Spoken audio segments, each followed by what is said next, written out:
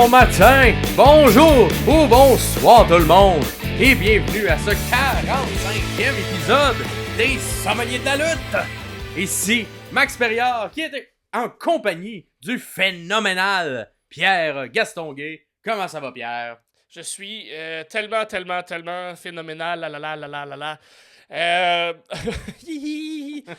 suis encore sur le high de l'énergie, de backlash, puis de la foule qui crie, puis qui chante, puis les meilleurs chants. On pensait qu'on était créatifs. Au Québec, non, on est juste niaiseux. La France, vous êtes créatifs dans vos chants. Ça paraît que vous allez écouter le foot et que vous chantez pendant des heures et des heures.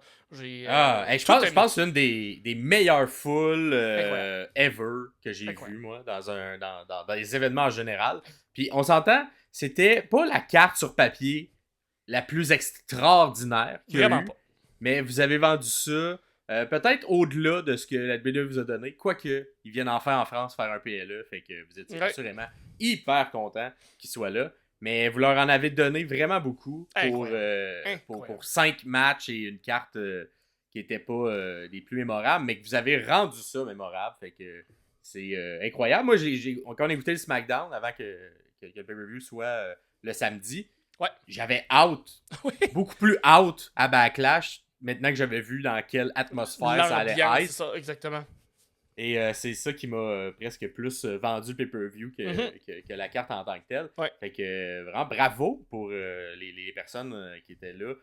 Si jamais vous nous écoutez, vous connaissez quelqu'un qui était là ou tout ça, partagez-lui. J'aimerais ça savoir en commentaire c'était quoi le feeling en dedans. Puis également les petites choses qu'on voit pas nécessairement à l'écran. Donc comment étaient les trucs de marchandises, les gilets, tout ça. Est-ce que vous avez fait des trucs spéciaux? Comment ça a bien fonctionné se rendre à l'aréna et tout. Fait que vous pouvez nous dire un peu votre expérience. On serait vraiment curieux de l'entendre et de nous dire ça dans les commentaires. Mais pour vrai, bravo. C'était une des meilleures cartes que j'ai vues. Fou. Vraiment très bon. Fou. Mais avant d'aller dans décortiquer tout ce pay-per-view-là au niveau de la lutte, au niveau de l'art, comme on fait nous ici au Sommelier de la lutte, on va faire un petit retour sur notre semaine. Comment ça a été, toi, Pierre, ta semaine? Moi, j'ai commencé il y a quelques semaines déjà. J'ai déjà fait quelques formations. Je veux dire un peu de training, donc pour une gig de guide, donc une job de guide touristique pour des microbrasseries qu'on a ici à Montréal. Donc ça va être une petite job, un petit sideline, un petit job pour aider à payer le loyer. Fait que là, si on veut visiter les microbrasseries de Montréal, il y a peut-être un petit Pierre qui va être là et qui va nous promener dans la ville, c'est ça? Exactement, si vous allez sur le City Brew Tour. C'est une compagnie là, qui existe un peu partout là, dans le nord-est des États-Unis et aussi pas quelques places au Canada. Je pense qu'il y a vraiment juste à Montréal que ça existe. Donc, moi, je prends un petit autobus, je me promène dans 3 microbrasseries qui sont 4 origines, Benelux, où il y a des spectacles d'humour, et le Messorem, qui est classé la meilleure microbrasserie sur l'île de Montréal. Messorem, de la bonne bière. Ça, c'est une bière des 4 origines que j'ai juste ici. Parce que, vive la bière. Fait que c'est ça, je promène des Américains, habituellement. 90% du temps, c'est des bachelors d'hommes américains qui viennent peut-être voir des spectacles de dames qui veulent payer leur loyer et qui, dans la journée, veulent boire de la bière un peu, donc prennent ce tour-là.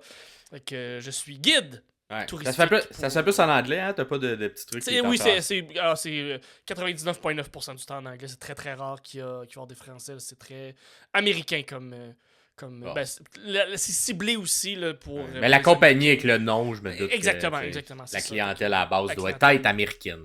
Exactement, et puisque je suis parfaitement bilingue, c'est tout naturel pour moi de faire ça. Voilà. Fait imparfaitement bilingue, parce que c'était comme moyen dans les deux langues. Mais... Oui, c'est ça, exactement. Je suis pas 100% francophone, mais je suis pas 100% anglophone. Je suis à quelque part dans le milieu. Puis ça fait pitié par bout. Ça ressemble à ça, ma semaine, sinon, de ton côté. Qu'est-ce qui se passe de bon? Écoute, moi, quand vous écoutez cet épisode-là, avec le lundi 6 mai, c'est le début des séries éliminatoires à l'improvisation.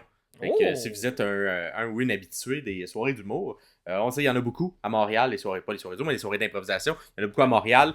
Et c'est le début des séries dans ma ligue, donc ça s'appelle la Like Improvisation. Vous pouvez aller voir, c'est le quart de finale cette semaine et on va enchaîner ça jusqu'à la finale dans 2-3 semaines.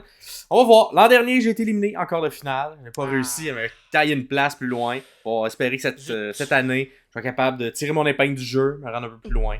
Fait que si ça vous tente de venir, c'est à Montréal, au Ciboire Saint-Laurent.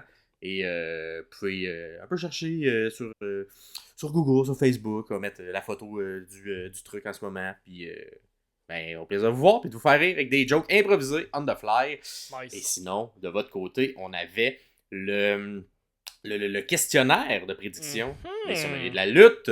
Et on a eu des commentaires à travers ce questionnaire-là. Fait que tout d'abord, on a eu Fortune Cookie. Les deux, on a eu quelques-uns, on a sélectionné 2, mais un gros merci parce que c'est souvent super gentil ce que vous nous dites là, dans les commentaires. Fait que on vous remercie tous et toutes de le faire. Et deux qu'on a ciblés, c'est Fortune Cookie qui nous dit: j'ai hâte que Tony Khan s'abonne à votre chaîne pour reprendre quelques idées de fantasy booking. Fait que on va voir si Tony un jour va s'abonner. Si quelqu'un le connaît, si quelqu'un a un lien, on est à 6 degrés de séparation de n'importe qui sur la Terre. Hein, fait que...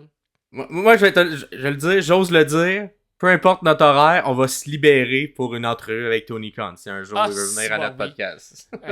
Même si je suis booké pour faire un tour là, de microbrasserie, laisse faire ça, on va parler à Tony Khan dans le stick. Là. Et sinon, on a Rod44 ou Rod44 qui nous dit... je pense que il a écouté ça, il a rempli le questionnaire entre le SmackDown puis le pay-per-view parce qu'il nous a dit: vous c'est tellement phénoménal, Fait que merci Red44 pour vos compliments. Et on va y aller tout de suite du classement. Qui est le meilleur? Qui connaît mieux sa lutte ce mois-ci pour le pay-per-view Backlash 2024. On vous le rappelle, à chaque pay-per-view des deux compagnies, on fait un questionnaire et présentement, c'est ça. C'est pour l'honneur, on aime bien ça. Fait que, en même temps, ça nous donne des informations pour savoir on s'en va vers où, qu'est-ce que les gens pensaient que ça allait être les matchs. Puis on commence, Maxime, un fervent amateur de données, commence à récolter aussi certaines données pour peut-être faire un pool, pour peut-être avoir un grand gagnant au bout de l'année. Exactement. Fait que c'est la première étape de cette longue année. Fait que ceux et celles qui ont participé, bravo, vous allez pouvoir avoir un pay-per-view de plus à votre cumulatif. C'était sur 48, donc ce pay-per-view-là. Donc, on a tout d'abord, et c'était très serré, là. Comme les pointages, c'est entre 31 et 38. Donc 38 pour la victoire, 31 la personne la moins bonne qui est quand même très bon. Et la moyenne était 35. Fait que très, très haut, très serré, ça s'est joué de quelques points seulement. Fait qu'à 36 sur 48, on a eu triple égalité. Triple égalité en troisième. Et on a Elisabeth, Top House et le 7-2-7 qui ont eu 7-2-7 qui ont eu 36 sur 48. Ensuite, on a eu en deuxième position, on a eu Fortune Cookie avec 37 points, fait que seulement un point. Et finalement, en première position, 38 sur 48 pour la victoire de cette première étape. On a Patrouilleur Dan qui remporte, je crois, sa première victoire. Je pense que Patrouilleur Dan, c'est sa première victoire. Fait que, il a déjà été en top 3, mais Dan qui remporte les grands honneurs pour Backlash. Backlash France! Fait que bravo. Pas de Dan. Et c'est ça, très très serré, mais c'est Patrouilleur Dan qui en sort avec les grands honneurs. Fait que félicitations pour tous. Et comme on fait à chaque fois, quand on va revenir sur les matchs, on va revenir également sur les prédictions que tous et tout on fait. Malheureusement, et nous deux, on s'est pas classés, mon gars. Même pas. C'est rare qu'un de nous deux réussisse pas à tirer son épingle du jeu. Mais on a fini un petit peu en dessous. Ça arrive, hein? Ça arrive. Oui, ça arrive. Et on va commencer ça tout de suite. Pour un peu mettre la table sur tout ce qui s'est passé dans les deux soirées, mais on va se commencer sur Backlash. Ça va être ma chronique, une petite chronique spéciale, une chronique top 3. Top 3. Alors, le top 3 de quoi? Le top 3 des meilleurs chants, les meilleurs chants qu'il y a eu durant Backlash France 2024. Il y en avait tellement, on aurait pu faire presque un top 20. Mais je me suis dit, je vais me concentrer sur un top 3 pour en faire assez. Donc, d'abord, là, c'est mes goûts personnels. Fait que, évidemment, vous pouvez dire dans les commentaires s'il y en a d'autres que vous avez aimés. Ou il y en a des fois, tu sais, qu'à la télé, on n'entend pas full bien. Puis, fait que, tu sais, si jamais il y en a qui étaient très bons, mais qu'on n'a pas mal entendu ou que ça n'a pas ressorti, n'hésitez pas à nous le dire aussi si vous étiez là sur place. D'abord, mention honorable, moi quand même, à la Marseillaise qui a été chantée au complet pendant le match entre Cody et AJ. Peut-être pas elle n'a pas été placée au meilleur moment, mais c'est quand même fait rire que la France fasse. Let's go! On chante notre hymne. Fait que c'est très drôle, ça. Ça m'a fait beaucoup rire, là, surtout pendant le match de Cody. C'est là que vraiment l'énergie était au maximum. Là. Fait que juste avant que tu rentres dans ton top 3, là, je trouve qu'il y a eu un gros no-sell à certains moments des commentateurs parce qu'ils comprenaient pas ce que les gens disaient. Fait qu'ils disaient, oh, il y a beaucoup d'énergie, mais comme... C'est tout, il y avait un no-sell de la part des commentateurs. Je trouvais ça très drôle, le clash, l'énergie, les commentateurs qui le disent pas, puis les lutteurs qui clairement ont beaucoup, beaucoup de fun avec l'ambiance. Voilà, c'était mon commentaire sur le no-sell qui m'a fait beaucoup rire. Donc, à toi, Maxime, pour ton top 3. Le top 3. En troisième position, deux qui... je vais comme en mettre deux en troisième position, mais c'est deux qui sont dans... bravo de bien suivre le match. Parce que, tu sais, un chant, c'est quoi? C'est pas de la démocratie appliquée de manière directe. Fait que, tu sais, la France nous a rappelé qu'elle a amené la démocratie en Occident. C'est vrai. Elle le fait tellement bien, cette démocratie directe-là. Fait que, d'abord, il y a eu un coup. C'était durant... c'était-tu pendant AJ? Mais en tout cas, il y a eu un ça doit faire mal. Après, un gros bump qu'il y a eu. Fait que, bravo. Le brainbuster sur l'apron, ça se peut-tu? Hey, je l'ai noté, attends. Ça doit faire mal, c'était pendant le Moonsault Springboard de AJ, où on a relevé les genoux du côté de Cody, il atterrit sur les genoux, puis là il vendait, il avait mal aux genoux, et là la foule est embarquée dans son sel en faisant ça doit faire mal. Fait que ça m'a bien fait rire, bravo. Malade. Et un autre moment aussi, on a bien suivi ce qui se passait. Nous on dirait au Québec, qu'est-ce qui se passe avec la POC, vous l'avez bien suivi, parce qu'on a eu tu t'es trompé lorsqu'il y a eu une petite confusion dans le match des Kabuki Warriors et des filles Belair et Jade où on a tenté un pin mais c'était pas les bonnes personnes qui étaient légales et là il y a une petite confusion et la foule a tout de suite réagi en disant tu t'es trompé fait que bravo, ça c'est les chants un plus, bravo vous suivez la POC. Ensuite on a en deuxième position le classique, le deuxième, fait qu'on a Simplement 2! Simplement 2. Qu'on a entendu à perpétuité pendant tout ce pay-per-view-là. Tout le long. Et pourquoi je le mets pas en première? Parce que moi, j'aimais beaucoup Simplement 2. J'aimais beaucoup. Mais des fois, j'étais comme... Le petit chant qui suivait, comme juste Simplement 2, un coup, ça c'était bon. Simplement 2 qui suivait, des fois, ça venait briser un petit peu le rythme de ce qui se passait. Fait que, selon les moments, je trouvais des fois, ça brisait, mais excellent chant que, je vous le dis tout de suite, je vais un peu le prendre maintenant. Quand on va faire mes analyses. Je pense maintenant, on va dire simplement 2. Parce que c'était tellement bon. Fait que merci. Je vous le prends, je vous le vole, la foule. C'est ça, ça sert les démocraties, voler ça. Voler les bonnes idées à tout le monde. Fait que. Et finalement. Oui, exact. Et finalement, la première position des meilleurs chants qu'il y a eu à Backlash. Le classique. Il est tellement phénoménal. Hey, ça là, c'était-tu bon? C'était-tu bon? Incroyable. Et pendant tu sais, on l'a entendu à SmackDown, on l'a entendu évidemment pendant le match de Cody et AJ durant le pay-per-view, mais l'intensité qu'on le faisait quand c'était arrivé, c'était le main event.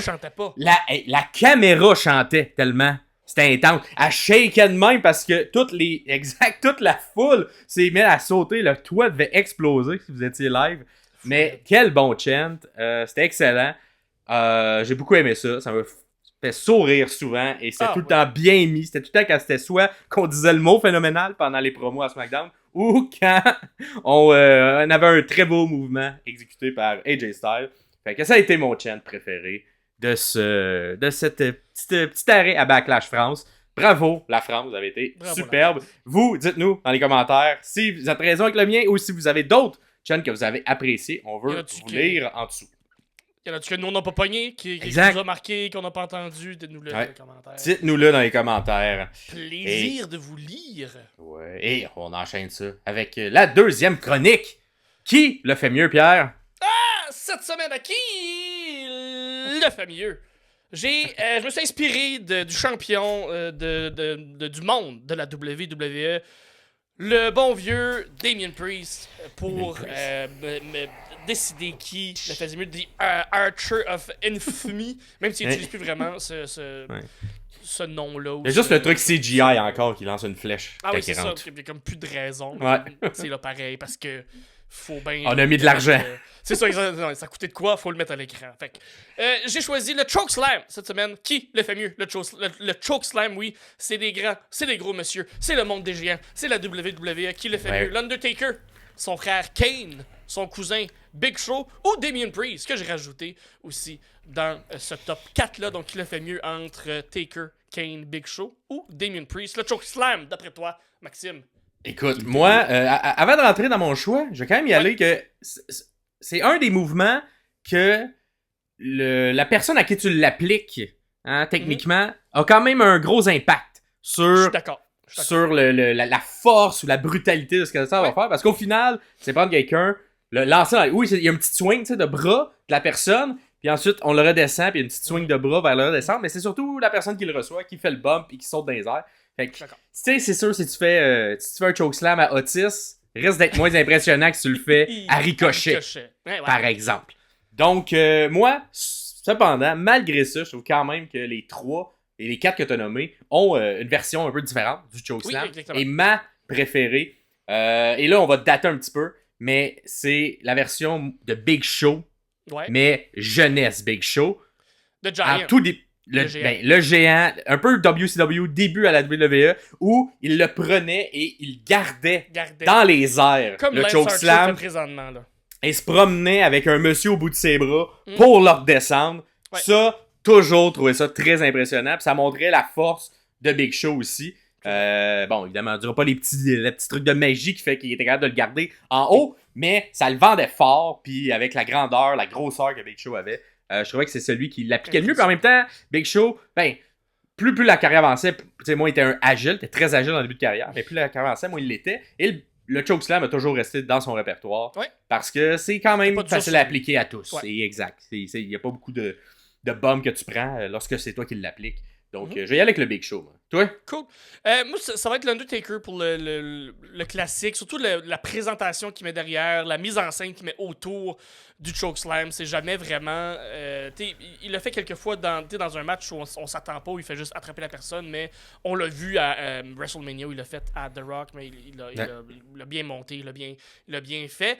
Par contre, je voudrais donner une mention honorable à Damien Priest. Je l'ai rajouté dans ma liste parce que j'aime beaucoup sa version du chokeslam où il vient s'asseoir sur son popotin, sur les fesses pour donner un peu plus d'impact quand il vient faire le chokeslam. Je trouve que c'est une belle twist qu'on n'a pas vu souvent, qu'on n'a jamais vu vraiment à WWE. Donc, j'aime beaucoup cette twist-là qu'il met dans son chokeslam où il vient vraiment descendre avec la personne. Et il monte aussi très haut, il est très grand, Monsieur Priest.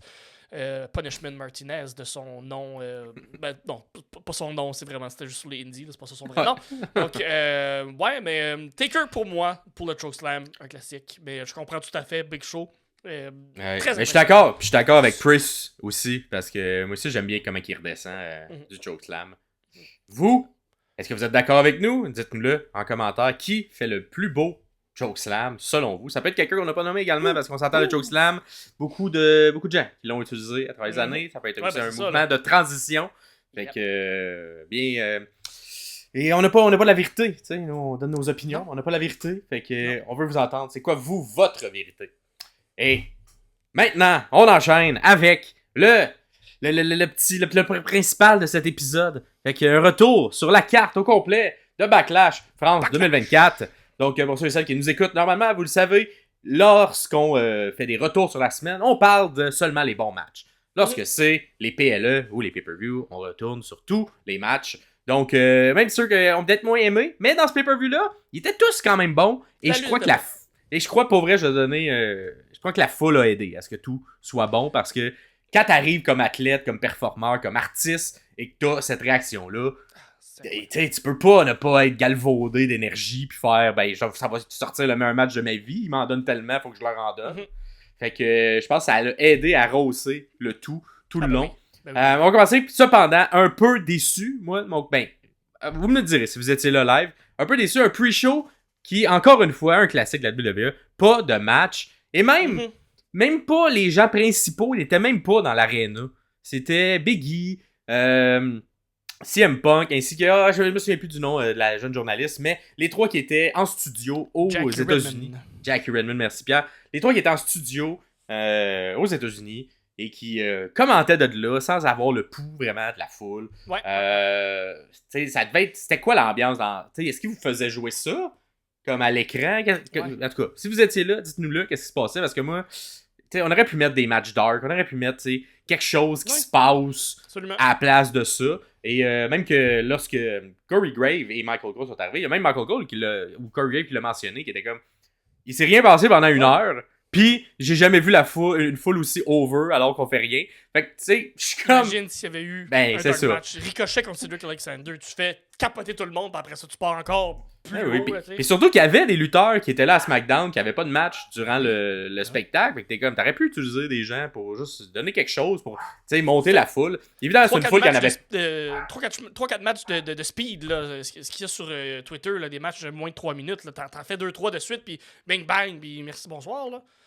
Exact. Mais bon, vous étiez incroyable. Fait que vous avez quand même pas besoin de ça pour vous mettre dedans. Vous avez quand même resté dedans malgré qu'il se passait pas grand-chose. Mais un peu décevant. Au niveau du questionnaire, bon, évidemment, on a seulement une question. Il n'y a pas eu de match qui a été rajouté, malheureusement. Et le nombre de publicités qu'il y a eu à l'écran durant ce segment, eh bien, c'était... je les ai toutes comptées. Et le plus gros chunk qu'il y a eu, c'était pendant qu'on a présenté le King et Queen of the Ring. Un PLE qu'on va pas nous couvrir pour les raisons que c'est en Arabie Saoudite. Et il y avait beaucoup de commanditaires dans cette petite place-là. Il y a eu les logos tous de commandites d'Arabie Saoudite qui étaient là. Et on a monté ça rapidement. On s'est rendu à 12. Fait que 12 commanditaires. Fait que de 11 à 15. Il y avait 25% des gens qui avaient mis 11 à 15 comme résultat. Fait que vous avez eu vos points si vous avez fait ça. Et c'est définitivement le pay-per-view en Arabie Saoudite qui vous a aidé à faire des points là-dessus. Fait que, c'est ça. Si tu veux les commanditaires d'Arabie Saoudite, c'est ça.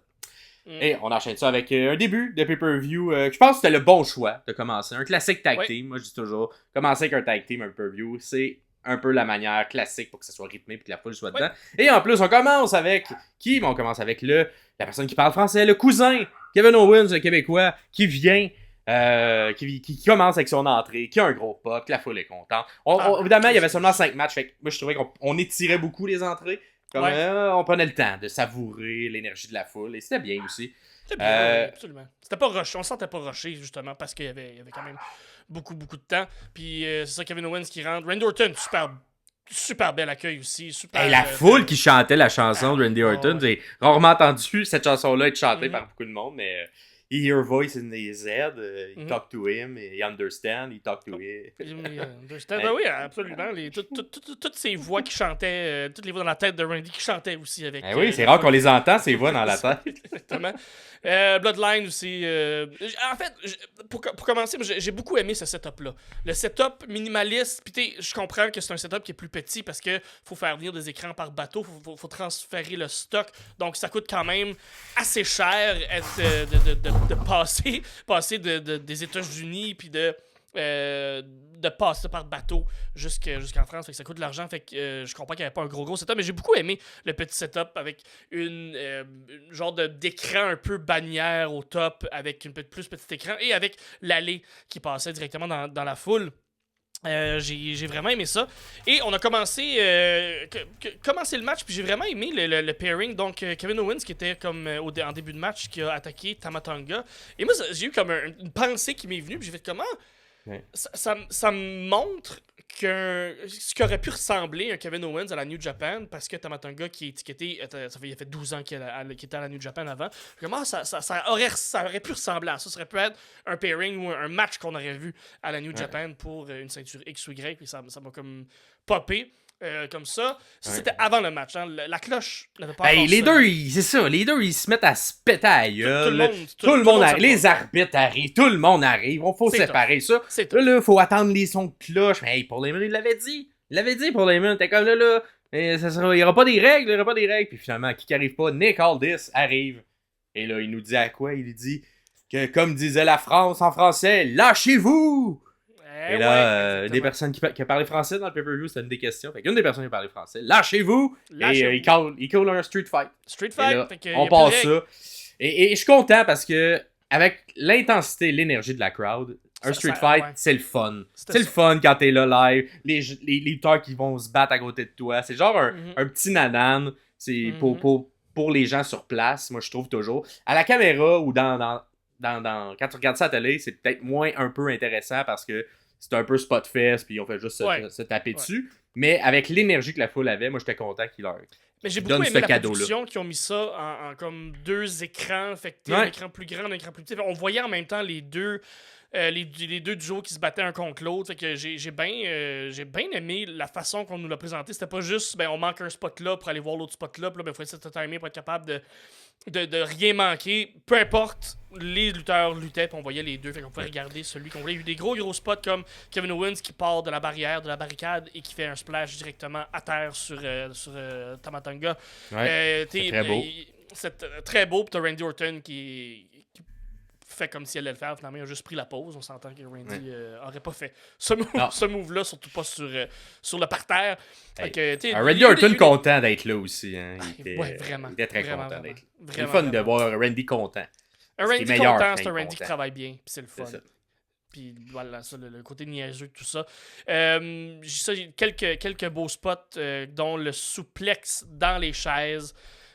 Ça lookait. Et attends, comment ça a été installé aussi? Oui. J'ai bien aimé ça parce que c'était comme pogne une chaise, coup à la personne, installe une chaise. Une autre chaise, un coup, on l'installe. Fait que c'était pas juste genre quelqu'un qui place des meubles, là. C'était comme quand même fluide, on donnait des coups et ça justifie après que la personne, pourquoi elle serre là un peu, ensuite, oh non, il se réveille, il va voir Owens et là il s'est placé dans un classique. Kevin Owens, tu peux pas écouter les tapes, écouter les reprises. À chaque fois qu'il faire les tapes, il faut que tu regardes, tu sais, les jambes. Quand les jambes sont à l'intérieur, t'es comme non, il va le faire, il va être capable de contrer. Et là, il a réussi à contrer. Lance Tama Tonga, gros spot, gros bump aussi Tama Tonga. Que j'ai bien aimé Tama Tonga. J'aurais aimé en voir un petit peu plus côté in-ring, mais avec l'histoire de Street Fight, ça faisait du sens, mais c'est ça, j'ai pas pu voir l'entièreté de son talent. Mais tu vas pouvoir voir l'entièreté de son talent, je suis certain, dans quelques mois, ou peut-être dans une année et demie, peut-être à WrestleMania l'année prochaine, parce que c'est le frère de Tama Tonga qui est arrivé, qui est venu aider à enlever Kevin Owens, ou à enlever l'arbitre plutôt. Donc, tirer sur l'arbitre. Tirer sur l'arbitre, Tanga Loa, qui fait partie maintenant du Bloodline. Le frère, le vrai fils, en fait, c'est Tama Tonga qui est le fils adoptif de Aku. Tandis que Tonga Loa est le vrai fils de sang. Parce qu'ils sont cousins. Ils sont quand même dans la famille, mais c'est juste que... Bref, je ne rentrerai pas dans les détails. Mais un troisième membre qui s'ajoute au Bloodline 2.0, le Bloodline de Solo Sikoa. Comme pas de nom encore. Moi, je dirais le New Bloodline. Moi, si j'étais eux, je dirais le New Bloodline. Moi, j'aime ça, je le prends parce que Bloodline 2.0, c'est un peu pouette. Mais c'est ça, tu vas avoir le temps tu vas avoir l'occasion de voir tout le talent de Tama Tonga et de Tanga Loa. Parce que eux se nommaient en fait les Gorilla of Destiny, les GOD, les God of Wrestling.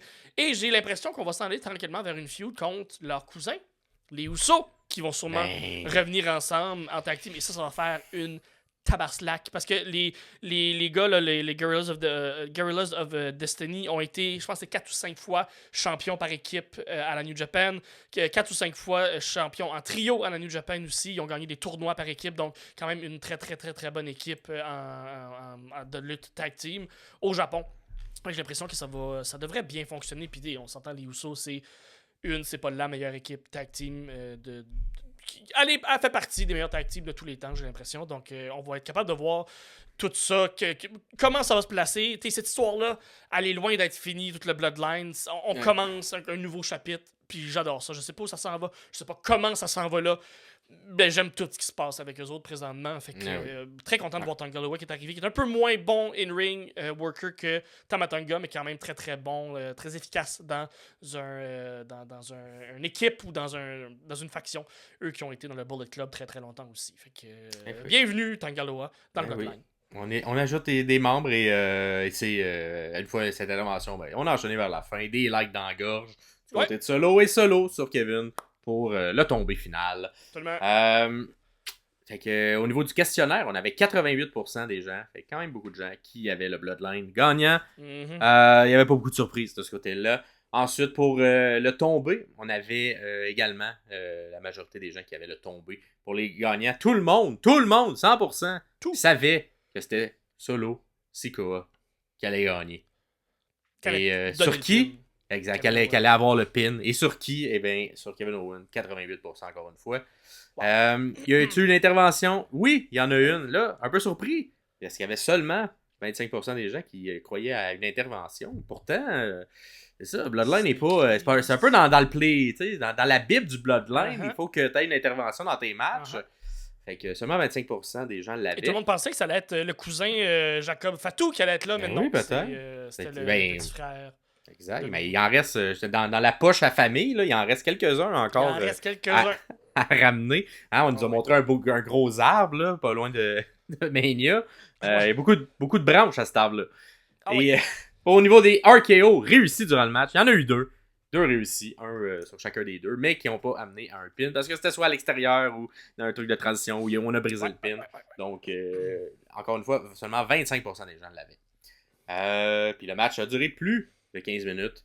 Donc, quand même, puis là, ça c'est au son de la cloche. Fait qu'il y a quand même eu un peu de brasse camarade avant. Fait qu'au son de la cloche, ça a quand même duré plus que 15 minutes. Ça dure 19 minutes 25. Donc, quand même. Un match qui a été, somme toute, bien répondu par les gens. Donc, c'était quand même prévisible. Mais moi, je suis content que ça ait été en Street Fight parce que j'aurais peut-être annoncé d'avance. Mais en même temps, c'est cool qu'il y ait un annonce sur place pour changer une règle. Fait que, j'ai bien aimé ça quand même. Ouais. On enchaîne avec le prochain match qui était le match pour la ceinture féminine, le championnat féminin de la WWE. Donc c'était Bayley qui était championne, qui s'opposait à Naomi ainsi que Tiffany Stratton. Ouais. Un match relativement court, 13 minutes seulement pour se rendre là. Cependant, quand même un bon niveau, une bonne chimie, mais on sentait qu'on protégeait peut-être un petit peu les. Non, mais Bayley dans le kayfabe, mais au niveau de la lutte, on sentait qu'on.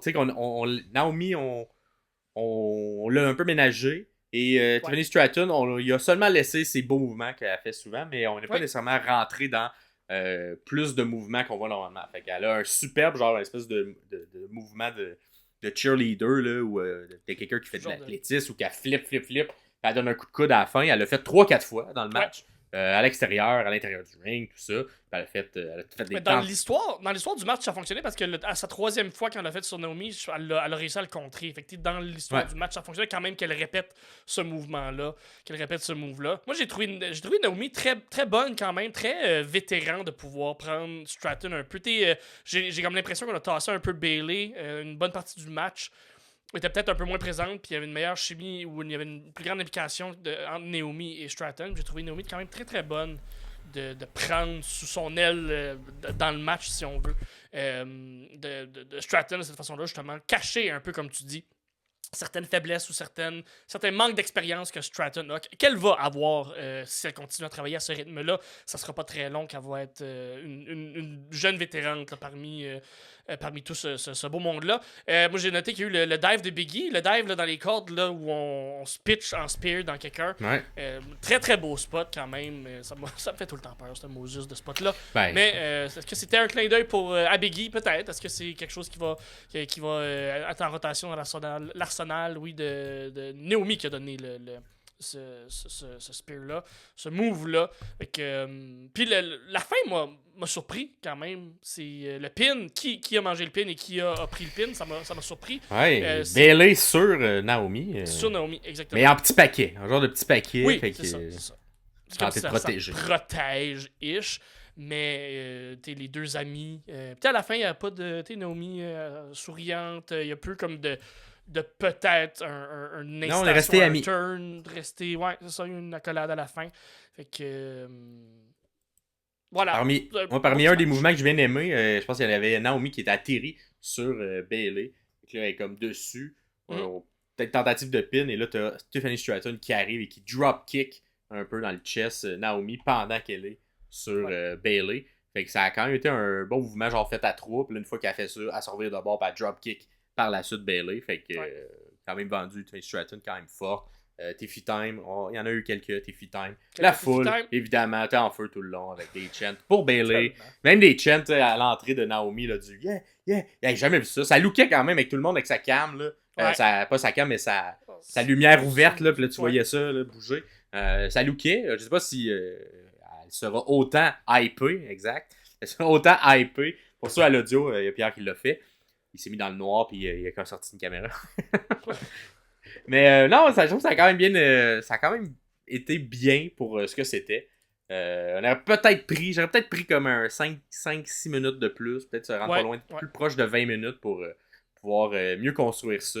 Moi, c'est surtout au niveau du temps que je trouve qu'on a protégé un peu tout le monde. Ouais, je suis d'accord, mais c'est ça. Mais ça a permis que c'était rythmé. Ben, c'est ça, exactement. Un 6 minutes de plus, est-ce qu'on aurait vu peut-être là, les ficelles, ou on aurait vu peut-être l'envers du décor, du manque d'expérience de Stratton et peut-être le manque de cardio de Naomi. Je sais pas comment le nommer, le travail de Naomi dans les dernières années, les derniers mois. Mais Naomi, j'ai quand même trouvé très, très bonne, très rythmée, puis elle l'a suivi tout le long, là, comparé à ce qu'on avait vu plus tôt. On a déjà parlé de toute façon. Très bon match. Ça ressemble à quoi au niveau du formulaire? Au niveau du formulaire, au niveau des prédictions, quand même, somme toute, bien réussi. Fait que 82% des gens avaient Bayley qui remportait le tout. Et pas eu d'intervention. Tout le monde avait ça, pas d'intervention. Mais quelques personnes avaient tout de même plus de 20 minutes. Mais la majorité était quand même en bas de 20 minutes. Ça a été 13 minutes finalement. Donc, somme toute bien réussi en général par tout le monde. Mais tu sais, ça va être un peu le. Les scores est élevé sur 48. C'est sûr que tout a pas mal été bien réussi. Backlash, c'en est pas un qui a le plus de surprises. Non. C'est toi qui le disais, là, Backlash. C'est rare, c'est un des endroits où il faut que tu oses le moins. Ouais. Fait que, et on va enchaîner avec le prochain match. Damien Priest contre Jey Uso pour le championnat du monde poids lourd. Je te laisse y aller. Ben absolument. J'ai été vraiment, vraiment content de voir un Jey Uso dans un bon match, un gros match. Ça a été, je trouve, de la bonne lutte. Ça a été de la bonne offensive des deux bords. C'est un match très, très classique lutte là, où on a le plus petit qui essaye d'abattre le géant qui est Damien Priest. Oui. Fait que on nous laisse croire tout le long aussi que Jey il a une chance de gagner. On nous laisse à croire que il a sa chance, qu'il va être capable de surmonter le rock qui est Damien Priest. Puis moi, j'ai cru, un moment donné, j'ai vraiment cru qu'on allait. Puis là, ben, il y a eu les interventions de JD et de Finn. J'avais comme, malheureusement, on ne va pas pouvoir se rendre là. Moi, j'y croyais. Moi, j'y croyais quand même. Qu'elle allait surmonter les deux en plus. Ben, les deux, ou que peut-être, tu sais, Priest, t'es pas content que les autres soient là. Fait que j'étais comme, peut-être ça va le déranger durant le match, puis que ça permettrait à Jey d'en profiter. Fait que moi, j'étais pas tant y aller surmonter, mais plus ça aurait peut-être coûté la victoire, le fait qu'il avait demandé qu'ils soient pas là, puis qu'ils sont là pareil. Cependant, on a gardé ça pour un autre moment, mais on installe quand même les petites graines. L'entrée de Jey aussi, par la foule, seule entrée que j'ai considérée spéciale, moi, dans ce pay-per-view-là. Fait qu'il y avait une question sur combien d'entrées spéciales à avoir. Jey qui rentre dans la foule, la seule vraiment qu'il y a eu. Bien aimé dans le combat, l'espèce de lancer en croix là, que Sheamus également faisait. Avec, le Razor's Edge de Priest. Bien appliqué, de haut. C'était beau. Et le seul aussi que je trouvais qui jouait avec la foule, avec les simplement deux. Donc, lorsqu'il y avait des comptes de 2 et que la foule répondait « Simplement 2! » Priest, il regardait la foule, puis il jouait comme si ça le gossait, comme si la foule le niaisait en disant « Simplement 2 ». C'est le seul dans toute la soirée des belles réactions, qui a bien joué avec la foule de ce niveau-là, puis qui a essayé de l'incorporer dans le match pour avoir un peu de heat. Fait que bravo à Priest, il comprend la game, puis que il s'est dit hey, « Je vais l'utiliser ». Ils le font à chaque fois, fait que je vais le rentrer dans mon rôle. C'est ça, exactement. On l'entend clairement. On va l'entendre à la télé, on va l'entendre à la maison. Fait qu'on va jouer avec, puis on va. Exact. Fait qu'à chaque fois qu'il disait, il regardait à la foule, puis il était comme fâché. Pourquoi vous dites ça? Fait que je comprends pas ce que vous dites. Mais belle intelligence. Belle intelligence de. Puis, tu sais, souvent, c'est des mouvements plus de vétérans qui vont faire ça. Et que ce soit quelqu'un qui est comme. Tu dirais pas vétéran encore, là, mais qui a un peu d'expérience, mais qui n'est pas le. C'est pas un Adam Copeland, c'est pas un Undertaker, là, tu sais. Fait que bien travaillé avec la foule. Fait que félicitations un peu sur ça. Match, sinon, pas rien d'incroyable en termes de nouveautés. Fait que les deux avaient leur mouvement habituel, puis on les a appliqués. Puis avec les interventions, ben, ça l'a permis. J'ai beaucoup aimé les dernières minutes, les derniers 3-4 minutes là, où on pensait justement qu'il y avait comme une genre de montée dans l'énergie, dans l'intensité, où on nous laissait encore plus peut-être croire que Jay allait gagner. Fait que ça m'a gardé un peu. Où on commençait à me perdre dans le match, ça m'a comme remis un peu sur l'énergie, où ça m'a remis sur le chemin de me rendre au bout de ce match-là. J'ai bien aimé les quelques dernières minutes. Ben, tu sais, surtout quand.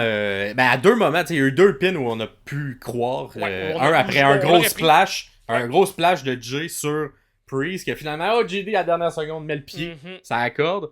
Et l'autre moment. Ça c'était beau. Le timing là-dessus était là. C'était très bon. Et l'autre, et là, après ça, ben là, évidemment, Jay est pas content. Fait que là, il se met à aller à l'extérieur, clean, détruit tout le monde qui est de l'extérieur, qui est là pour le nuire. Yep. Et là, t'étais comme, peut-être que c'est un autre momentum. Mais il va avec des super kicks, tout le monde, pour enlever les gens qui dérangent. Retente un pin un peu plus tard. Cependant, malheureusement, encore une fois, ça fonctionne pas. Et là, sans trop que Priest le remarque, Finn vient donner un coup qui vient finalement changer le momentum et que Priest peut enchaîner avec la victoire. Tentative, beat down un peu après, par le Judgment Day, que Priest tasse tout le monde. Il est comme, non, pas de beatdown. J'ai gagné, c'est terminé. Fait que... Toi, place-toi là, puis levez vos mains dans les airs. On a Judgment Day qui gagne. On sent la petite fissure qui commence dans le Judgment Day. Comment ça va se traduire au final? On va voir. Est-ce que c'est une histoire qu'on construit pour peut-être amener un face turn de quelqu'un ou des fois c'est juste Damien Priest face comme champion, moi ça me dérangerait pas. Je le prendrais, peut-être que ça pourrait justement donner un second souffle ou pas un second souffle mais un souffle à son jeune règne présentement. C'est pas le règne moi qui m'intéresse le plus, mais s'il y a un face turn puis il se fait courir après par Finn puis JD. Moi, je serais d'accord avec ça. Surtout de la manière qu'il a pris la gueule de Finn, là, c'était un peu violent. Il était violent et un peu érotique, je te dirais. Pas ça. Ouais.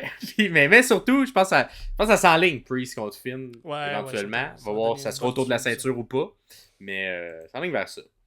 C'est ce qui complète ce match au niveau du questionnaire. Ça a été quand même pas pire bien réussi. Nice. Donc, tout d'abord, au niveau. C'est ça. Il y avait juste moi qui croyais à Jey Uso. Tout le monde. Toutes les autres personnes ont mis des mille. J'étais tout seul dans mon coin. Écoute. Avec Jey Uso comme gagnant. Mais, gars, qu'est-ce que tu veux? J'y croyais. Fait que. Ensuite, est-ce qu'il y a eu une intervention? 62% des gens avaient oui. Fait que, encore une fois, tu sais, il y a des gens qui ne croyaient pas à une intervention, mais Judgment Day aussi sont reconnus pour les interventions. Et le match a duré moins de 20 minutes, mais quand même pas loin, parce que ça a été... c'était combien exactement? 15-45. Fait que 15 minutes 45. Quand même. Fait que moins de 20 minutes. La majorité était là, mais majorité de, encore une fois, 60%. Ce qui complète au niveau du questionnaire. Et on enchaîne par la suite avec... le prochain match qui a été mon match préféré de la carte. Le match pour le championnat féminin par équipe entre les Kabuki Warriors, Asuka et Kairi Sane, qui sont championnes, qui étaient confrontées de l'autre côté aux Madame Forte, aux Madame Forte.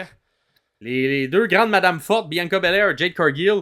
Bon match que je vais vous décortiquer un petit peu plus comme que je fais toujours, un petit peu plus détaillé.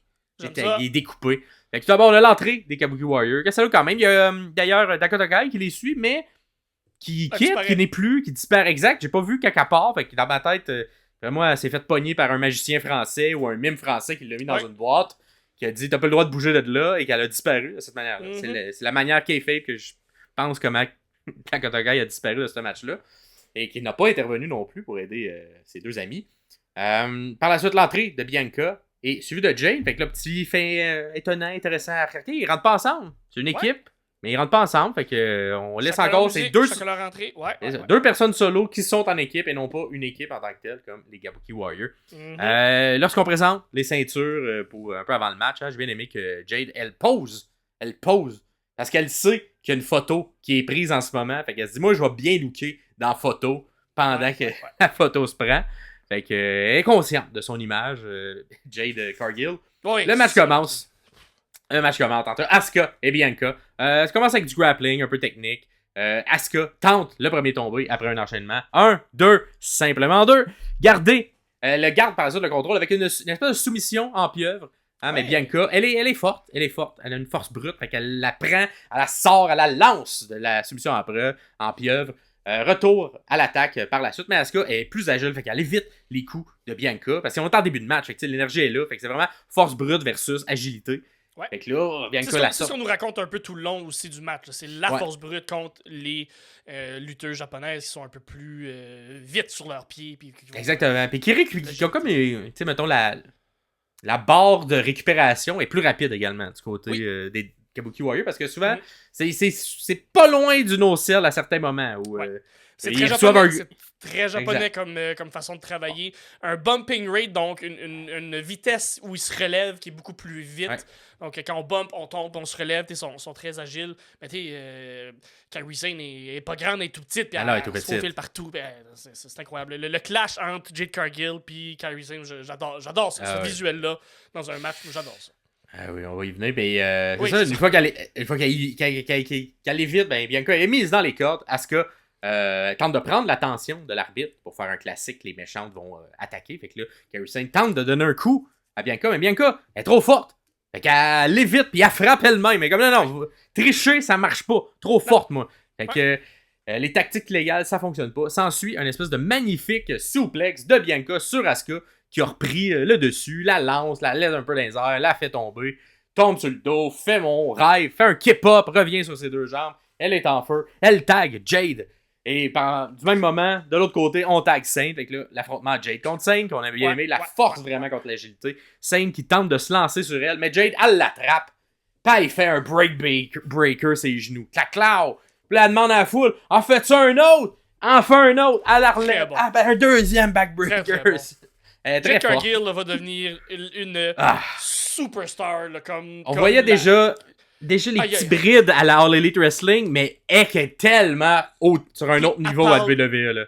Tellement bien. Après à la conférence de presse d'après-show, elle a tellement bien parlé. Elle est tellement bonne. Bon. C'est vraiment là, incroyable.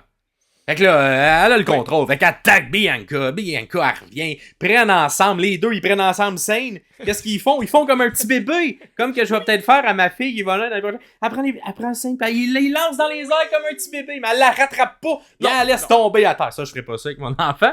Mais quand Claire, gros spot, et haut dans les airs. C'est ça, gros bump de Kairi Sane là-dessus. Elle tombe de haut. Elle tombe vraiment de haut. Oh, oui. Par la suite, les deux femmes fortes, ils font une espèce de genre tentative de poignée de main bizarre. T'as-tu vu? Ils font ça. Clac! Puis là, ils posent comme ça. C'est un peu bizarre, mais j'ai fait. Ils essaient des affaires. Ils essaient de faire des mouvements. Pour qu'on comprenne que c'est une équipe parce qu'ils rentrent pas ensemble. On va faire des poignées de main spéciales. Est-ce que c'est une allusion à que leur chimie est peut-être pas complètement là? Fait que l'équipe va pas perdurer? C'est-tu un clin d'œil à... c'est peut-être une allusion de ça, mais je pense que c'est surtout une allusion qu'on voulait poser en montrant nos muscles. Parce qu'il a deux madames très musclées. Regarde-moi là, pas découpées comme elle. Non plus. Ils sont pas mal plus découpés que nous autres. C'est bonac.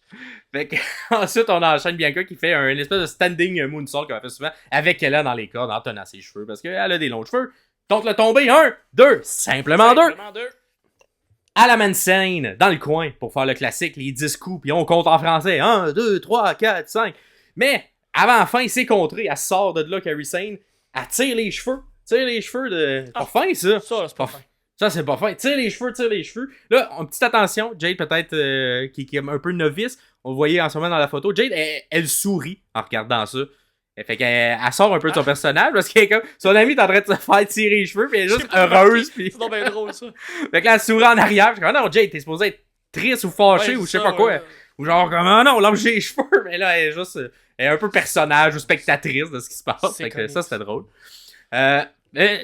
Belair, elle en a vu d'autres par la première fois qu'elle se fait tirer les cheveux. Fait qu'est-ce qu'elle fait? Elle fait une backflip, elle la déprend ses cheveux. Dégage les cheveux, puis elle enchaîne avec un super beau dropkick sur Kairi Sane, puis elle reprend l'avantage comme ça. Elle est trop forte, sont trop fortes, les deux filles.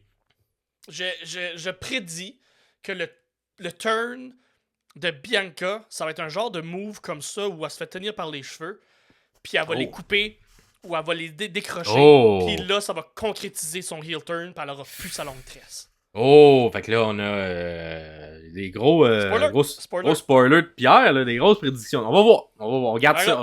On a le tape. On va pouvoir le ressortir si ça arrive. Effectivement, elle dit ça le 6 mai 2024.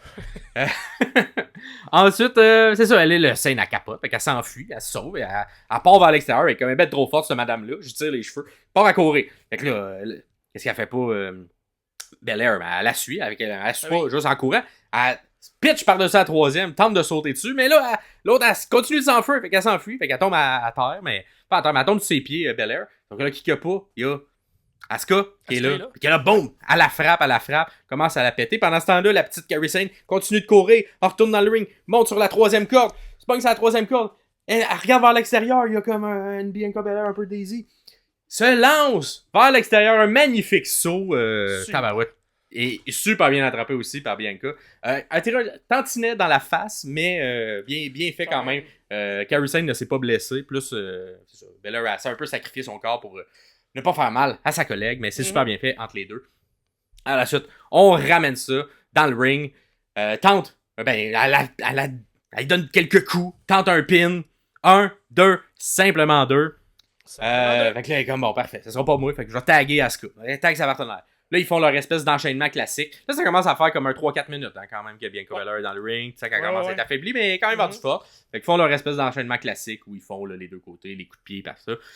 Cependant, ce que j'ai aimé, c'est que Bianca, malgré qu'elle est. Ça fait longtemps qu'elle est dans le ring, elle riposte. Fait que tu sais, c'est pas comme quand on voit cet enchaînement-là avec d'autres équipes où ils sont juste morts puis ils se laissent un peu faire cet enchaînement-là. Là, pendant tout le long, Bianca, elle essaie de donner des coups, mais bon, ça marche pas. Puis finissent quand même par le faire, mais ça montrait que Bianca est plus forte que les autres parce que elle se laisse pas faire ça gratuitement. Il va quand même falloir qu'ils se battent pour le faire. C'est pas aussi facile à appliquer que pour les autres équipes. Tente le tomber ensuite après l'enchaînement. 1, 2, simplement 2. Asuka continue de frapper Bianca. Elle tente désespérément de taguer Jade. Parce que là, ça fait longtemps qu'elle est là. Fait que là, elle essaie d'aller taguer. Elle se fait tirer. Elle se fait retenir par le bras. Réussit pas finalement, elle est ramenée. C'est Asuka qui réussit à faire son tag de son côté avec Kairi Sane. Ils refont encore d'autres coups en équipe. Un espèce de super bon move, comme un espèce de coup de la corde à linge, genre dans le coin. Kairi Sane pour courir, coup de la corde à linge, genre en sautant dans le coin. Un peu comme Miz fait, mais elle le fait en bas, genre. En glissant un peu plus. Fait que super bien fait. Ensuite, elle monte sur la troisième corde. Elle saute sur Bianca pour faire un espèce de coup d'avant-bras à la AJ Styles. Fait le tomber. 1, 2, simplement 2. Et comme bon, pas encore moins. Fait que là, on continue de garder, on coupe vraiment le ring en deux, comme diraient les commentateurs. On tag Asuka. Asuka revient, elle garde le contrôle. Elle saute de la troisième, mais Bianca évite et tente rapidement un tombé en petit paquet. 1, 2, non, simplement 2. Mais là, elle a encore un peu d'énergie. Fait que là, Asuka, elle tente de reprendre le contrôle avec un souplex, mais elle est trop forte. Fait que c'est Bianca qui fait le souplex. Bianca pitch. Asuka, avec un souplex, avec ce qui lui reste de force, tente d'aller taguer Jade. Elle rampe, elle est anti-bonhomme, elle est à 4 pattes, elle rentre. Juste avant qu'elle fasse qui qu'il y a pas, il y a Sane qui a fait le tag, qui part à courir, qui saute sur le dos de Bianca, et qui donne un coup dans la face de Jade. Jade, elle tombe en bas. Tellement bas. Elle a pas réussi, Bianca, il faut qu'elle continue d'être tout seul et de faire ce qu'elle peut pour survivre à ce match-là. Fait que c'est un espèce de hot tag manqué, super bien fait. Mais ce spot-là, c'est si simple, mais si beau, puis si original, comme la simplicité fonctionne dans ce cas-là. Vraiment, puis la foule réagit, hein, parce qu'elle fait « c'est pas gentil ». C'est pas gentil. Fait que là, on reprend le contrôle, on a enlevé Jade, on va pas encore s'occuper de Bianca tout seul. Fait qu'on tag Asuka, Asuka revient. Fait encore des mouvements en équipe pour reprendre le contrôle. L'espèce de beau mouvement, qu'ils font à deux, là. Il y a un Cold Breaker qui est fait d'un bord d'un côté à Belair, qui par la suite est enchaîné par un Neck Breaker de l'autre. Fait que là, Bianca est un peu étourdie dans le milieu, et à genoux étourdis, les deux vont dans chacun des coins, partent à courir un peu comme le Fred DIY, mais d'un côté, c'est coup d'avant-bras d'un bord, coup de pied dans le dos de l'autre. Les Kabuki Warriors dominent le match, sortent tout leur inventaire de mouvements. Fait le tomber. 1, 2, simplement 2. Elle est pas tuable, Bianca. Asuka est vétérante. Elle se dit, gars, fine là. On a essayé de faire ben des mouvements. Il y a juste eu du simplement 2. Fait que ça marche pas les tombées. Moi, il y allait avec une soumission. Fait que pogne Bianca, la met en soumission. Hein, mais là, même si elle est là depuis longtemps, Bianca a encore d'énergie dans le réservoir. Il en reste. Je sais pas c'est combien de litres qu'elle a, elle, mais elle en a beaucoup de litres. il reste du gaz. Fait qu'elle relève pendant qu'elle est en soumission. Elle se remet debout. Elle lève, elle soulève Asuka. Elle la met sur ses épaules en position KOD. Tente de le faire, sauf que là, elle est sur le bord. Elle a mal comme calculé, elle est sur le bord du côté de Kairi Sane. Fait que là, Kairi Sane réussit à faire le petit tag. Ça va aider son ami Asuka, la descend du KOD. Faut pas faire ça. C'est presque. C'est fin. On n'est pas à la All Elite, là. C'est fin assuré si le KOD est réussi à se faire. Kabuki Warrior reprennent le dessus, encore avec des mouvements négociés. Vraiment, faut être deux pour avoir le dessus sur soit Jade, soit Bianca. Là, pendant un long bout, ça a été Bianca. C'est ça qu'on nous vend. C'est 2 contre 1 si on veut gagner. Il faut absolument faire du 2 contre 1. Sinon, on n'aura pas la chance de le faire. Ouais. Fait que là, veulent faire leur finisher. Fait longtemps qu'elle est là, Bianca. Fait que c'est le temps, là. Fait que là, on la positionne un peu avec le bras Asuka en dessous. On monte sur la 3e du côté de Kairi Sane. Tente le Amazing Elbow. Mais lorsqu'elle se pitch, non, Kairi Sane, Belair se défait. Lance Asuka dans le coin. Évite en même temps l'Amazing Elbow qui atterrit tout seul. Tente d'aller faire d'aller faire un tag, mais est tiré encore une fois par les cheveux. Pendant qu'elle est tirée par les cheveux d'un bord, t'as Asuka qui a pogne en souplex, qui essaie de faire un souplex. Là, elle est tirée par la tête, elle est tirée par un German suplex en arrière. Bon, les deux essaient de faire mal à Belair, mais Belair est trop forte. Elle s'en débarrasse des deux. Poussez-vous. Retire mes cheveux, pitch l'autre en souplex. Part à courir, fait finalement le hot tag. Et là, c'est une Jade Cargill qui est en feu. T'as une grande madame, t'as une forte madame. Elle rentre pas comme. Elle rentre comment? Elle rentre en springboard crossbody. Ouais. Une madame de genre 6 pieds beaucoup qui fait un springboard crossbody en rentrant dans le match. C'était tellement bien fait, super bien exécuté. Tu sais, c'est quelque chose que les petits vont plus faire parce que le centre de gravité il est plus bas et c'est plus facile à faire sur des cordes. Elle, c'est une grande madame. S'en fout. Elle s'en fout, elle le fait, je suis trop bonne. Fait qu'elle tombe ces deux en même temps. Ensuite, part à courir, tente une double corde à linge de 2 bords, mais il y a Asuka qui l'évite. Fait qu'apparemment, juste Kairi Sane, mais continue à courir, on revient de l'autre bord. Big boot d'en face d'Asuka. Tu voulais pas ma corde à linge? Tu manges mon big boot. Par la suite, les deux se mettent dans chacun des coins. Et là, elle se met à courir et elle fait un Stinger Plash. Et c'est un Stinger Plash qui est même mentionné avec le terme Stinger Plash. J'avais pas entendu le commentaire. Wow. C'est Michael Cole qui dit Stinger Plash avec un espèce de petit hommage au fait que oui, il était dans l'autre compagnie, mais c'est son mouvement, c'est le mouvement qu'on reconnaît. C'est exactement. Puis ils ont nommé, quand il y a eu la retraite de Sting, ils l'ont nommé. Donc je pense que c'est pas en terrain inconnu. Les gens qui écoutent la WWE ont entendu le nom, connaissent le personnage. Fait que c'est le fun, j'aime ça. Ouais, fait classique, un Stinger Splash d'un bord, Stinger Splash de l'autre bord, Stinger Splash encore de l'autre bord. Ensuite, elle ramasse, il y a genre une espèce de scène qui tente de s'en aller, mais elle se fait ramasser par la gorge, se fait lever en powerbomb par Jade, la redrop en powerbomb.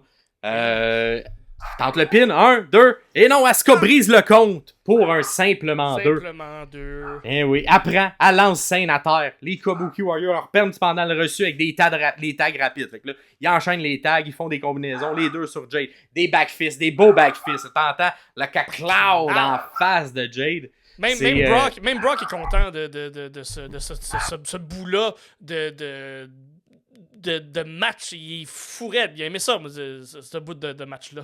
Il voulait faire comme les Français. Il voulait faire des chants. Il voulait faire des chants. Oui. Hey, mini pause ici. On revient. Et là, on est de retour après l'intervention de Brock Lesnar dans ma propre... Le run-in de Brock Lesnar, c'est ça. Il était trop excité lui aussi. On était, ouais, ça. Elle brise le compte, simplement 2. Elle prend Kairi Sane, la lance à terre, ils reprennent le dessus, ils font les combinaisons en équipe. C'est bon, on était rendu là. Asuka, elle comprend ce qui se passe. Fait que, comme elle dit, on tente une soumission. Une espèce de soumission. Ça fonctionne pas. Combinaison à 2. Sane, elle prend le pin. Prend le pin, mais c'est pas elle. Pas elle qui est légale. Non, c'est ça. C'est Asuka. Fait que là, là-bas, t'es comme, c'est pas toi qui est légal. Et là, tu sais, barrière de la langue, tu sais, on parle plus japonais. Fait que j'ai l'impression que Kairi Sane comprend pas ce que l'arbitre lui dit pour vrai, là, tu sais. C'est ça. C'est pas comme dans. C'est pas kayfabe, là. C'est ça. Il y a juste que, je peux pas. Fait que là, ok, je fais une soumission à la place. Elle comprend pas trop. Fait que comme, bon, ben. Là, finalement, Asuka, elle catch ce qui se passe, comprend peut-être un peu mieux l'anglais. Oui, elle décide de la ramener, elle dit de revenir. Ouais, c'est ça. Ouais. Comme on revient me voir, on va comme un peu resetter le tout. Fait que Asuka revient dans le ring. Se refont encore des tags, mais là, ils sont un peu plus attentifs à qui les prend. À ce moment-là, c'est une petite erreur. C'est là qu'il y a eu le fameux chant « Tu t'es trompé, tu t'es trompé. » Bravo la foule. Vous avez été... c'est ça, très très très au courant de ce qui se passe. Vous suivez plus le match que les filles qui font le match. Fait que félicitations pour ça. C'est pas peu dire. C'est pas peu dire. Tente de reprendre le dessus, mais là, Jade, elle est trop forte. Fait que elle fait un powerbomb sur Kairi Sane. Mais Sane a fait un espèce de no-sell de ce powerbomb-là. Fait que lorsqu'elle atterrit, au lieu d'être comme maganée à terre puis morte, elle no-sell et pogne le bras de Jade Cargill pour la mettre en armbar et en soumission. Fait qu'on refait un petit peu le spot d'avant. C'était un petit peu confus, mais là, avec les bonnes personnes. Fait qu'il fait le armbar. Et là, de l'autre côté, t'as Bianca qui essaie d'aller briser le armbar du côté qui se passe dans le ring, mais elle se fait ramasser les tout par Asuka en armbar. Fait que là, les deux sont pris en armbar. Est-ce qu'il va y avoir un tap? Est-ce qu'il va y avoir un tap? Mais non, c'est deux madames fortes. Qu'est-ce qu'ils font, les deux madames fortes? Ils pognent la madame. Ils pognent les madames japonaises. Ils élèvent. Les deux sont au bout de bras. Ils sont debout. Ils ont le contrôle. Les deux japonaises, ils capotent dans leur selle. Et on redescend ça. Un powerbomb. Les deux en même temps. C'était très impressionnant. Très beau. Les 4 femmes sont mortes à terre. Et c'est à ce bon moment de faire des This Awesome, tout This Awesome. Avec un petit accent. Jade, elle reprend le dessus. Tente un German. Mais là, ça, c'est bien aimé. C'est une espèce de mouvement en équipe. Qui ressemble un peu au mouvement en équipe du Kabuki Warrior, mais qui ont créé avec Jade et Bianca. Fait que, tente un German, au lieu de la lancer en arrière, la lance comme. La passe, si on veut, à Bianca qui est en avant. Et elle l'accueille avec un DDT. Boum! Mais là, avec l'impact du DDT, boum, elle rebondit. Elle va un peu ses pieds de Bianca en une espèce de monkey flip. Pitch Kairi Sane qui retombe en German de l'autre bord. Et que là, Jade la pitch en German. Fait qu'un espèce de beau mouvement par équipe que j'ai pas vu souvent être fait de cette manière-là. Tente le pin, encore une fois. 1, 2, simplement 2. Là, Bianca, elle revient pas parce qu'elle était comme là, ça, c'est... Normalement, ça aurait dû finir le match. Là. C'est un super bon move. On l'a inventé. Première fois qu'on l'appliquait, la surprise devait être là. Elle scelle un peu ça. Mais pendant ce temps-là, Kairi Sane en profite. Puis elle tente un petit paquet pendant qu'elle est déconcentrée. Bianca. 1, 2. Non, simplement 2.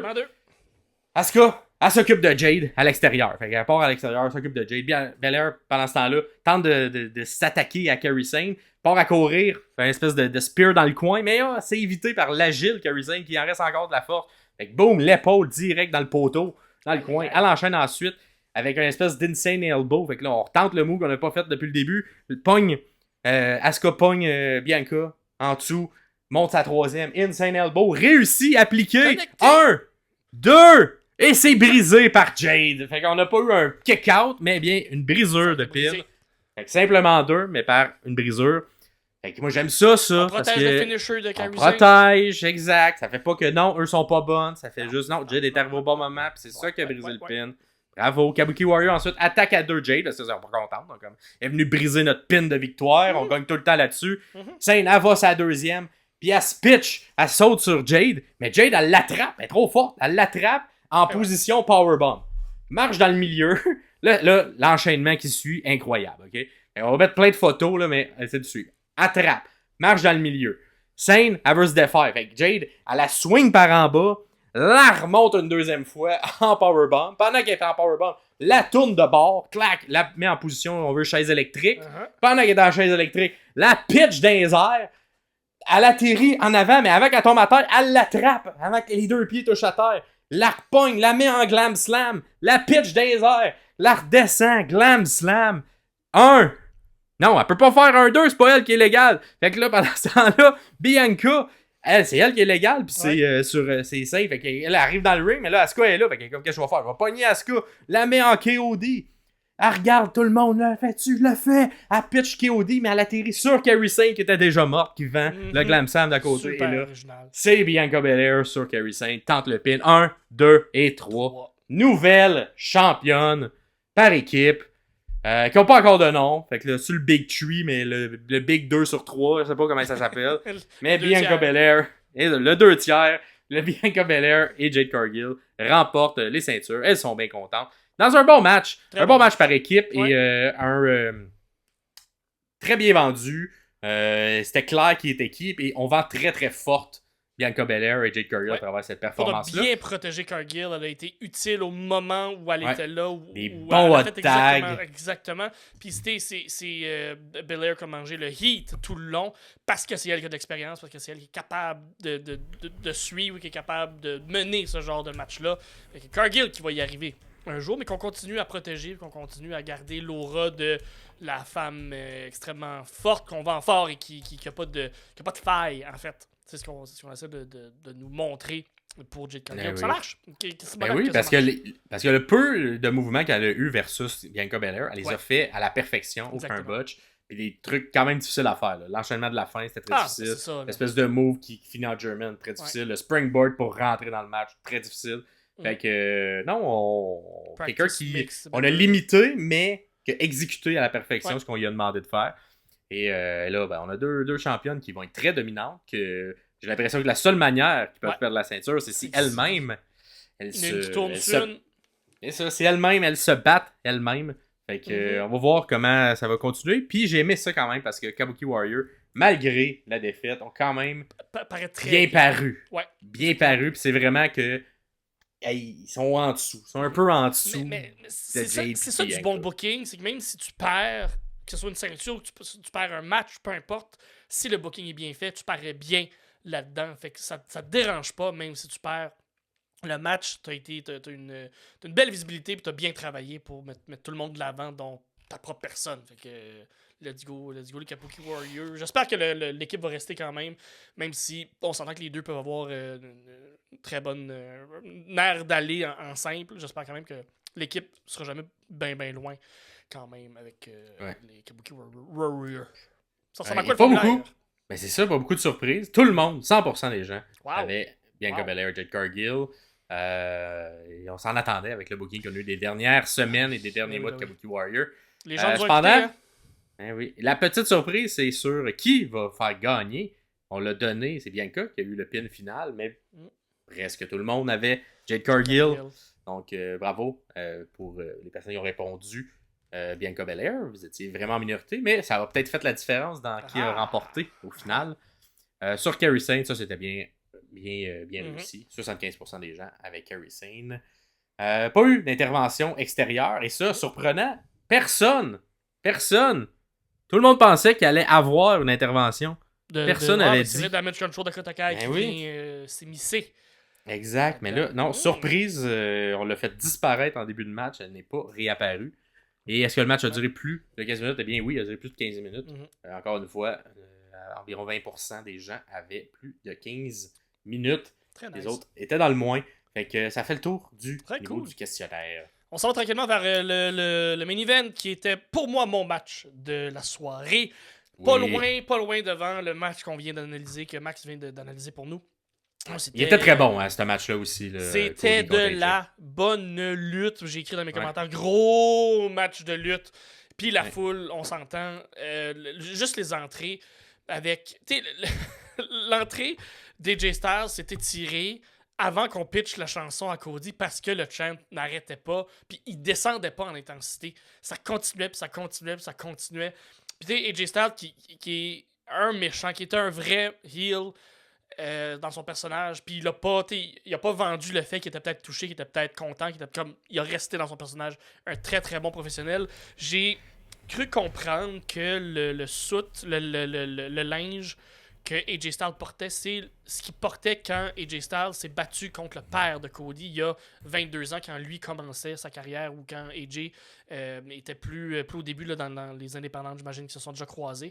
Fait que, d'après moi, c'est pas exactement le même soute, là, mais c'est une réplique. Le design, le même design. Exactement. Mais on nous l'a vendu comme si c'était le même soute que AJ Styles s'était battu contre Dusty il y a de ça presque 22 ans maintenant, de ce que j'ai cru comprendre. J'ai pas été chercher voir avec deux sources, là, comme je suis pas journaliste, moi, Simonac. Mais je trouve ça très intéressant quand même. Ouais, il y a une petite mention historique aussi. Là. Il y a la première femme qui fait le main event. Qui arbitre le main event. Donc, d'un PLE. Fait que c'était la jeune arbitre. Exact, Ref Jeff qu'on voit souvent. C'est la première fois qu'elle était dans le main event. Cool, sinon, au niveau du match, quand même, ça commence relax. Tu sais, du grappling des deux bords. Puis... Moi, j'ai noté ça en 2 temps un peu, où la première moitié, c'est très... J'ai écrit old school wrestling, mais c'est pas tant old school que ça. C'est juste, c'est plus du grappling, c'est plus du... On s'étudie. Les deux se sont jamais battus un contre l'autre, fait que c'est très classique. Je te fais un move, tu me fais une move, je te fais un move, tu me fais une move.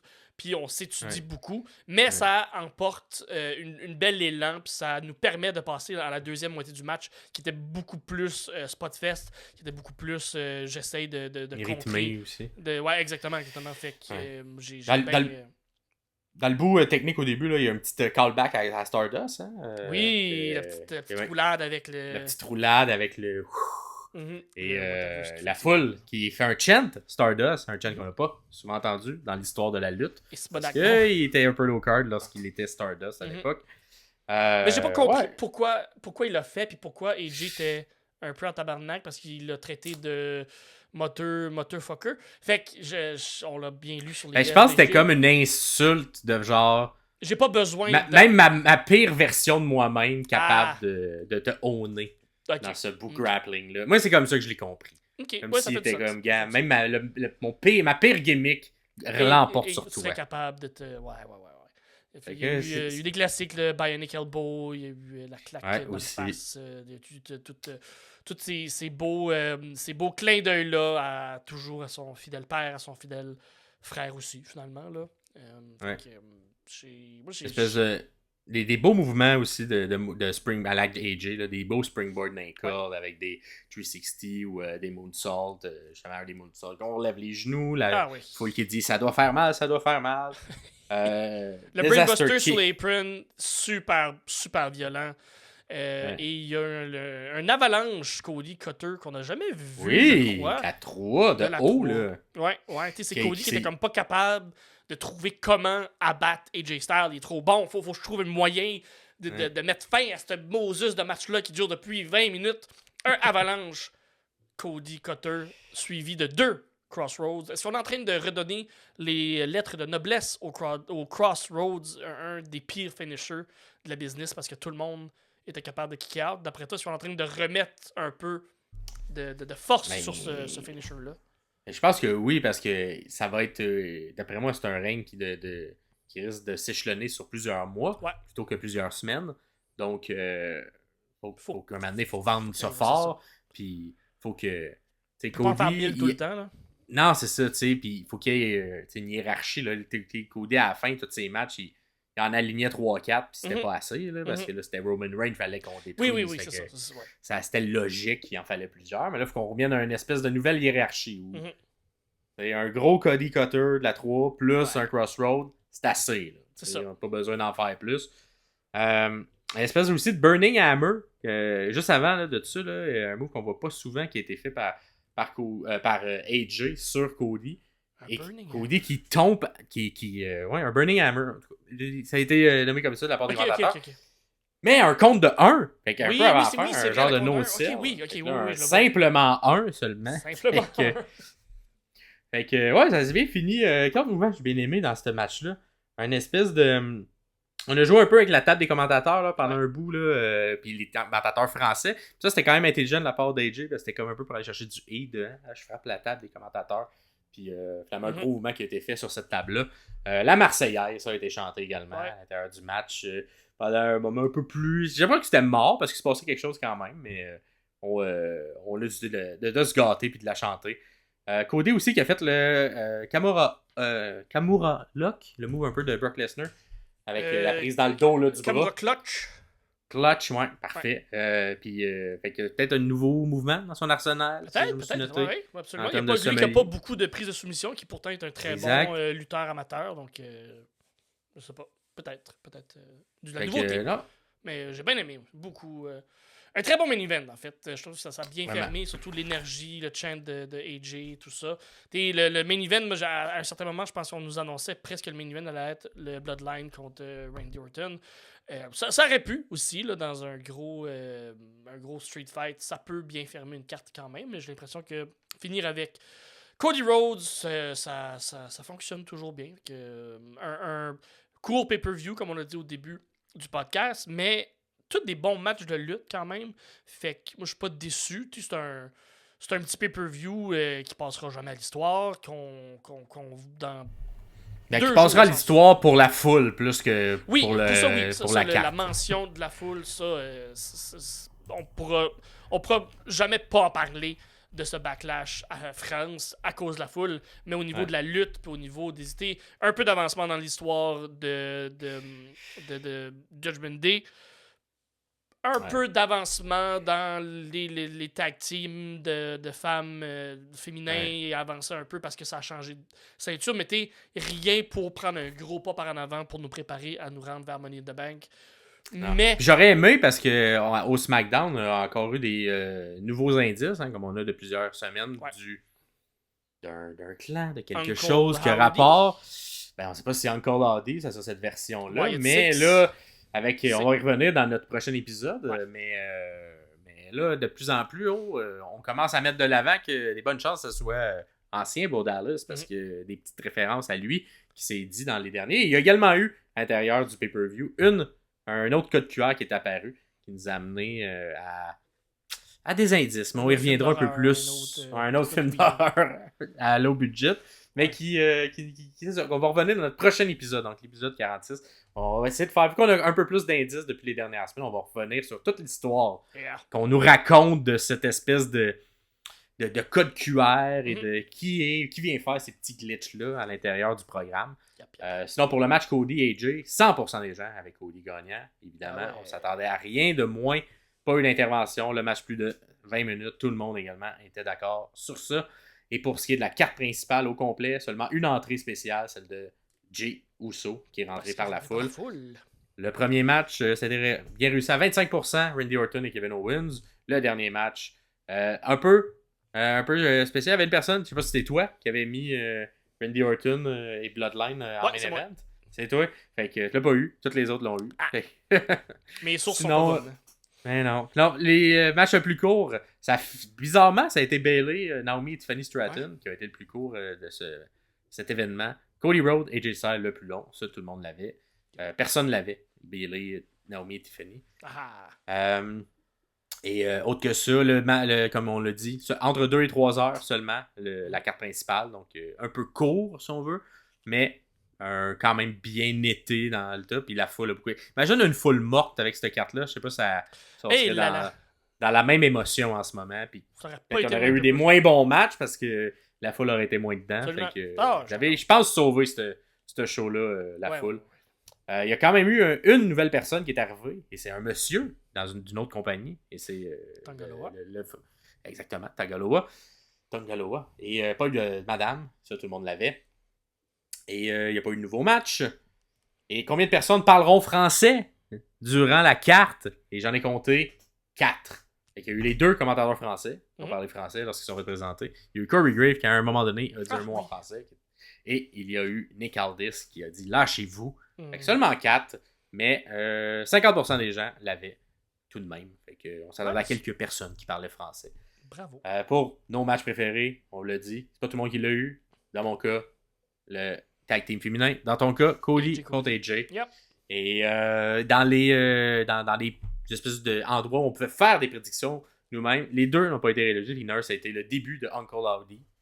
Et l'autre a été Sami Zayn fera une apparition durant le show pour ajouter un match à la carte principale. C'était un souhait, mais malheureusement, ça n'a pas été fait. Ça aurait été le fun. Ça aurait été très le fun. Très le fun. Qu'il fasse un espèce d'open challenge. Là, oui. Et que quelqu'un vienne y répondre. Là, ça pourrait être cool. Puis avec son français aussi, qui est capable de parler, ça pourrait avoir été le fun de rajouter un petit segment plus match. Mais ça n'a pas été fait malheureusement. Mais c'était une bonne idée de booking. Bravo. Ouais. C'est Fortune Cookie qui l'a mis. Fait que bravo pour le fantasy booking de ce côté-là. C'était meilleur que ce qu'ils ont fait. Ouais. Nous, de notre côté, On se revoit pour le prochain pay-per-view. Donc, on ne fera pas King ou Queen et Queen of the Ring, mais on va faire Double or Nothing, qui va de la All Elite Wrestling. C'est le prochain questionnaire qui s'en vient, le prochain pay-per-view qu'on va analyser de notre côté. Sinon, vous pouvez nous suivre partout. Où qu'ils peuvent nous suivre, Pierre? Vous pouvez nous suivre sur Facebook, vous pouvez nous suivre sur Instagram, vous pouvez nous écouter et nous regarder aussi sur YouTube. Vous pouvez vous abonner, vous pouvez peser sur le bouton, la petite cloche pour que quand on sort une nouvelle vidéo, vous soyez alertés, notifiés de tout ça. Si jamais vous êtes sur YouTube, vous pouvez commenter directement en dessous de la vidéo. Si jamais vous nous écoutez sur votre plateforme de balado préférée, parce qu'on est sur pratiquement toutes les plateformes de balado. On est même sur iHeartRadio. Je crois. Fait que vous pouvez venir nous parler directement sur Facebook ou sur Instagram. On vous lit, on essaye de vous répondre, on fait des petits pouces, des petits cœurs autant que possible, mais inquiétez-vous pas, on vous lit, c'est garanti. Merci beaucoup. Vous avez été cette semaine quelques nouvelles personnes à commenter, à nous... soyez pas gênés, là. Fait que soyez là, faites partie de la discussion. On est peut-être gênant, mais on n'est pas gêné. En tout cas, on est du bon monde, inquiétez-vous pas. Et nous, on se redit on redonne rendez-vous dans quelques jours, jeudi le 9 mai pour l'épisode 46. Ça va être un retour sur la semaine, la petite semaine, parce qu'il n'y a pas eu grand-chose. Fait que du 1er au 4 mai. Au final, ça va être du 1er au 3 mai même, parce qu'il y a seulement eu 2 spectacles. Fait qu'on va revenir sur...